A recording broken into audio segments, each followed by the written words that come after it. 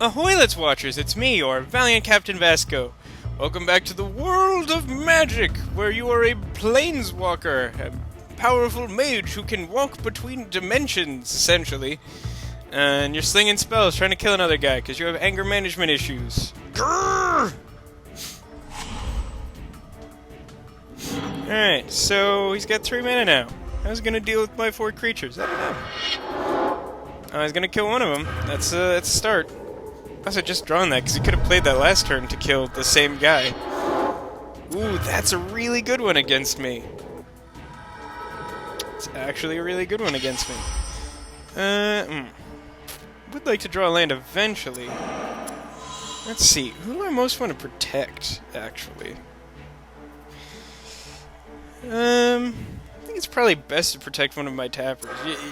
You see this, so that creature we saw last time, he's the one, Spike Shot Elder? So 1/1, pay 3 mana, deal his power to target creature or player. Well, unfortunately for me, my creatures all have 1 toughness.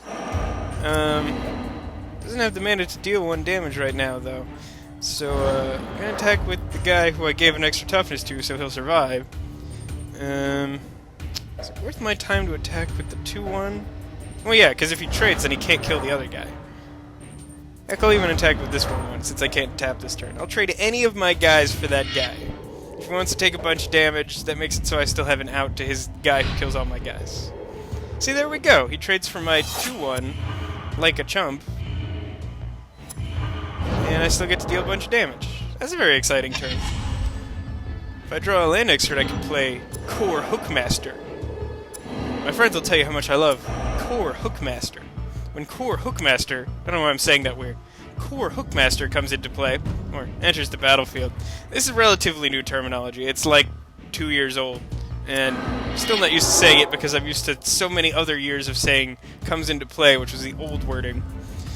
Oh no. This time his guy who can destroy artifacts can destroy my equipment. That's a tuper bummer? What? I think I was gonna say super and total, but now tuper's a word.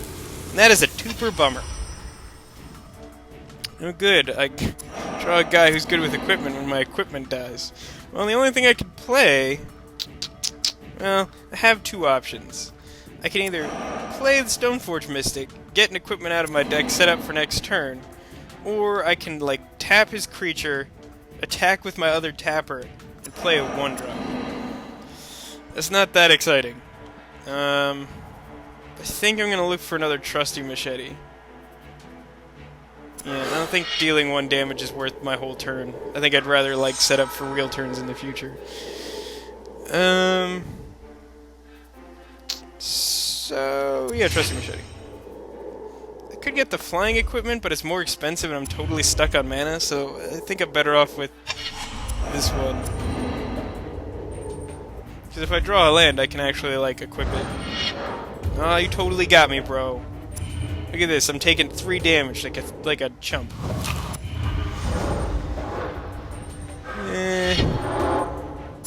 And then he plays the 3-power haste creature? I don't understand that play at all. I really thought I had reverted this to its original form. But one of those equipment and this card are both definitely not in the original version of this deck. So I apologize for that. What do I want to do? Guess I'll play the machete, tap his guy, attack for 2? No, that's bad. It's probably better to tap his guy defensively. My life total's still pretty high. I mean, alternatively, I can just play this guy, take like 6 damage on his turn, and then... Yeah, that actually... really help if I would draw some land instead of these 3-drops, which are like exactly too much for me to cast. What am I gonna do? Yes. Yeah, I think I want to play this guy. 'Cause I don't think I'm in any immediate danger of him killing me, and you know, if I get a 4-power flyer, because the equipment gives him 2. He's a 1/1 naturally, but he also gets +1/+1 for being equipped. So he'd be a 4/3 flyer, and I'd be able to kill him in like 2 and a fraction turns. Yeah, I'm gonna take your 6 damage, and hopefully draw a land. So if I draw a land, I can start tapping defensively and killing him at the same time. Again, can still do that thing I said. There we go. Stupid thing. Alright, so I'm definitely... well...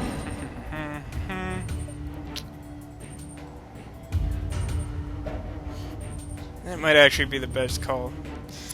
As I mentioned, when this guy comes into play... actually, I don't think I finished mentioning. When he comes into play, he taps a creature that opponent controls, but that creature also doesn't untap during the start of my opponent's next turn. So if I play this instead of trying to tap defensively, I will still have his largest creature tapped on his turn, and I'll be able to attack in with all the creatures I have currently. Plus the Hookmaster will be able to trade with one of his 3 power guys, so I think this is actually my best line of play.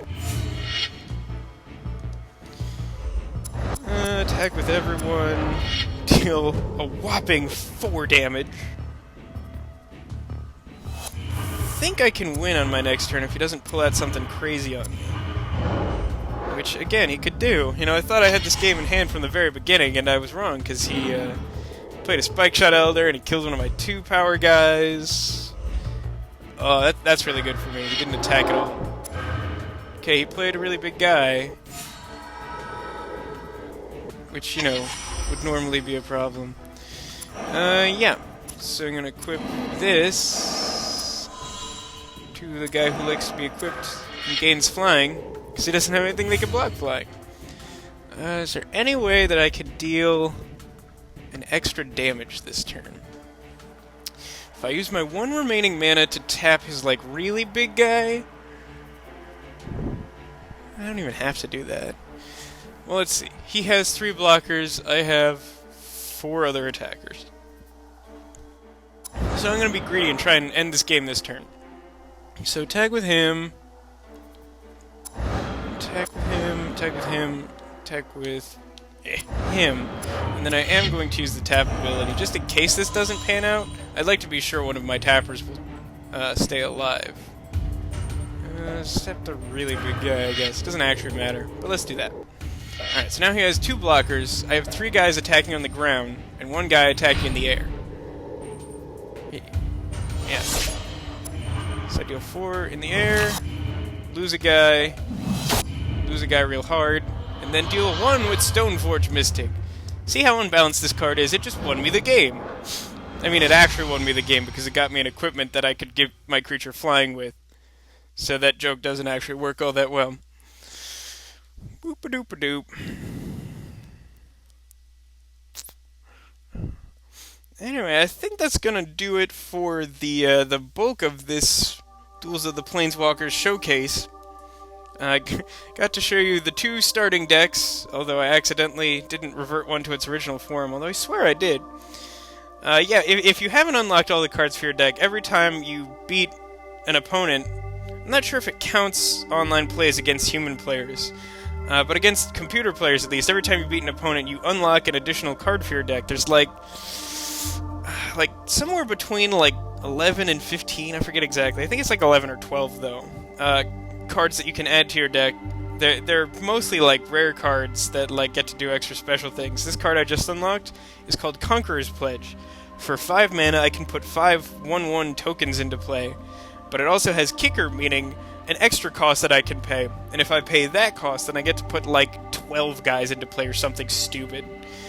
I don't think I've ever actually seen this spell get played with its kicker cost, though, much to the chagrin of Tech, who really likes this card. Yeah, as I said, I think this covers most of our basic bases. Showed off the 2 starting decks, the green creatures grr deck, and the white small creature equipment tricky deck. You know, this screen here showcases a bunch of different Planeswalkers, most of the ones who've shown up in the card game. You know, Garruk Wildspeaker, he's the guy who has the mono-green deck. Tezzeret, he's a blue, sometimes blue-black Planeswalker who has an affinity for artifacts. Not to be confused with affinity for artifacts, which is a mechanic so broken that Wizards, like, profusely apologized about it and banned a bunch of cards that enabled it. Kiora Tua, we haven't actually learned anything about her just yet. She's some sort of merfolk planeswalker, I believe. She's coming out in the next block. The next block at time of recording being Innistrad, M12 having just come out not that long ago. Here we have Jace Beleren, who has had many incarnations, one of which was banned in Standard because it was stupidly powerful. It's very rare for a card to be banned in Standard, so the fact that Stoneforge Mystic and Jace the Mind Sculptor were both banned in Standard is kind of a big deal, even though they're just about to rotate out of the format anyway. Sarkinvol, one of my favorites. He's just like an angry little man who loves dragons really, really hard. It in fact led him to work for the dark side when he met Nicol Bolas, who is an evil dragon planeswalker who's incredibly powerful. I skipped over Koth. Koth is a geomancer, which means, you know, he has control over the earth magics and does things with mountains and is really scary. Chandra Nalaar, she just does fire. She's not all that interesting. She does fire pretty well. I just released a new version of Chandra the Firebrand, which lets you, like, duplicate a spell from your hand, which is kind of cool. I like that ability. Soren Markov, he's that, like, quasi-Russian vampire. He's a vampire, so he like, drinks blood and stuff, and is kind of evil, I guess. I don't know, I think he saved Zendikar or something. You sort of get the broad strokes of the story of each block unless you actually read their books, but like their books aren't easily accessible. So even if I want to read them, sometimes I can't find them. I wanted to get the one about Chandra, but I couldn't friggin' find it anywhere. Nissa Vane, she's an elf planeswalker. She does things with elves. She makes a bunch of elves and kills you with them. Gideon Jura, he's one of my favorites. I like him a lot.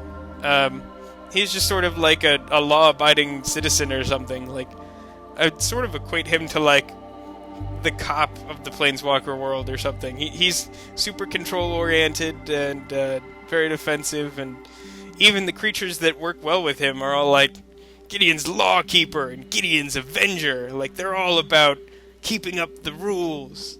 Here's Karn, who is a silver golem who was like, I think he was killed and then, like, resurrected, and then the evil force of Phyrexia, like, took control of his mind, and then, like, one of my favoriteest planeswalkers of all, Venser, apparently died trying to save him, which I think is a crock of crap, because I'd much rather have Venser around than Karn. Yeah, Karn's thing is that he is an artifact who made like an entire world made of artifacts. Like, he's just really good at artifacts because he's an artifact. And then over here in the Archenemy tract, you'll see this face, which is not familiar from the other one because it is Nicol Bolas. As I mentioned, he's a very powerful evil dragon planeswalker who's, like, lived for essentially ever.